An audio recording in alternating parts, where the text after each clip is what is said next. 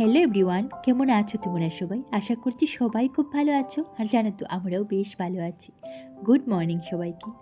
তো আজকের ভিডিওটা আমি ওই সকাল থেকে স্টার্ট করেছিলাম। সকাল বলতে ধরো ঘড়িতে 10টা বাজে আর কি। তখন থেকে আমি তোমাদের সবাইকে সাথে নিয়ে আমার আজকের ভিডিওটা স্টার্ট করলাম।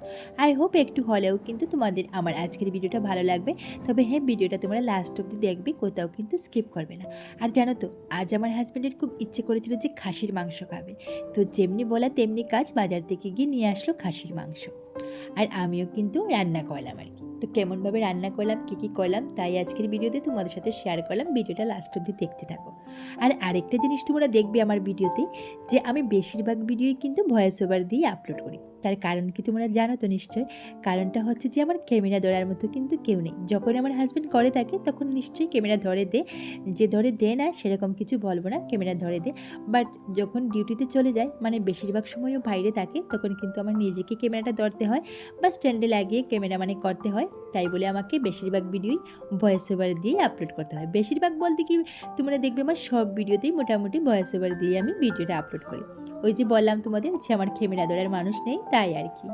আর এদিকে তো তোমরা দেখতেই পেলে মাংসটাকে ভালোভাবে পরিষ্কার করে ধুয়ে একটা পাত্রের মধ্যে রেখে দিলাম। এবার এটাকে ভালোভাবে ম্যারিনেট করে আধ ঘন্টার মতো রেখে দেবো। তো এটার মধ্যে প্রথমে একটু সর্ষে তেল দিয়ে দিলাম, তারপর হলুদ গুঁড়ো, লঙ্কা গুঁড়ো, জিরে গুঁড়ো, নুন, যা যা লাগে আর কি সব কিছু দিয়ে, তেজপাতা দিয়ে, পেঁয়াজ দিয়ে, তারপর আদা রসুনের পেস্ট, কাঁচা লঙ্কার পেস্ট সব কিছু দিয়ে ভালোভাবে ম্যারিনেট করে আধ ঘন্টার মতো রেখে দেবো। তারপরে আমি মাংসটা রান্না করবো আর কি। আর আরেকটা জিনিস কি জানো তো, আগে কিন্তু প্রায় বলতে পারো আমরা ওই খাসির মাংসটা মানে খেতাম আর কি, বলতে পারো মাসে 4 দিন এরকম। তারপর ডক্টর যখন মানা করলো যে রেড মিটটা বেশি খাওয়া ভালো না, তখন অনেকটা কমে নিলাম। তারপর মাসে 2 দিন। এবার কি করছি জানো তো, মাসে কিন্তু 1 দিন রাখলাম খাসির মাংস। আর একদম না খেলেই যেন না হয়, কারণ হচ্ছে আমার হাজব্যান্ডের কিন্তু খুবই ফেভারিট। আর আমারও কিন্তু তাতে কম নয়, আমারও কিন্তু খুব ফেভারিট বলতে পারো। তো এবার মাসে 1 দিন রাখলাম। আর যত দিন যাবে আরও কমে আসবে, তখন হয়তো 2 মাসে 1 দিন রাখবো। তবে একদম না খেলে কিন্তু হবে না, খেতে হবেই। আর এদিকে দেখো আমি মাংস রান্না করার জন্য প্রথমে আলুটাকে একটু ফ্রাই করে নিলাম। আর জানো তো আলুটা ফ্রাই করলে কিন্তু বেশ টেস্ট হয় খেতে আর কি। কেউ আছে একসাথেও দিয়ে দেয় কিন্তু মাংসর সাথে, তবে না, আমি কিন্তু আলুটা আলাদাভাবে ফ্রাই করি।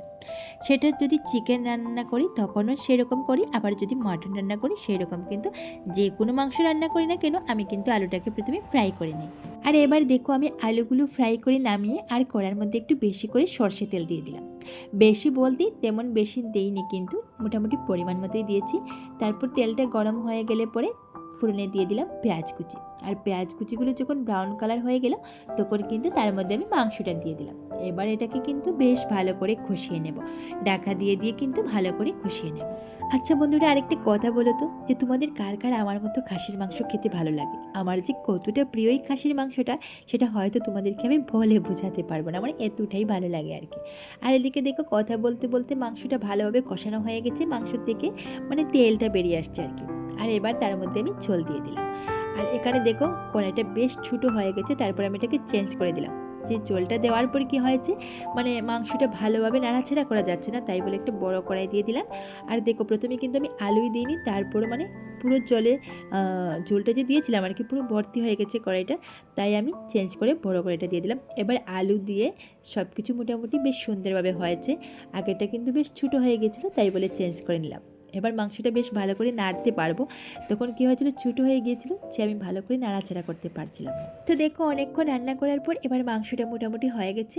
তো এবার তাতে আমি অল্প গরম মশলা দিয়ে একটু নাড়াচাড়া করে নামিয়ে নেব। তবে হ্যাঁ, গরম মশলা কিন্তু আমি গুঁড়ো গরম মশলা দিইনি, আমি কিন্তু গোটা গরম মশলাই দিয়েছিলাম। আর জানো তো গোটা গরম মশলার সেন্টটা কত সুন্দর হয়, আর মনে হয় টেস্টটাও যেন রান্নার দ্বিগুণ করে দেয়, মানে টেস্টটা অনেকটাই বাড়িয়ে দেয় আর কি।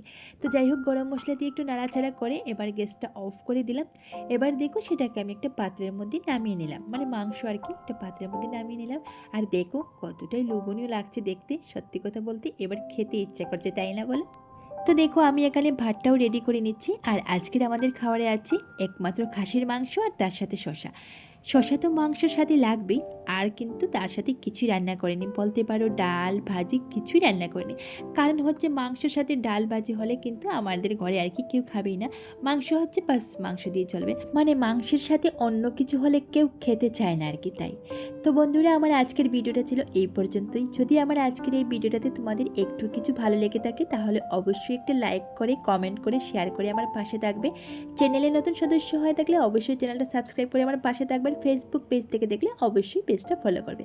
তো আজকের মতো ভিডিওটা এইটুকুনি থাক, ফিরছি খুব তাড়াতাড়ি আরও একটি নতুন ভিডিওর সাথে।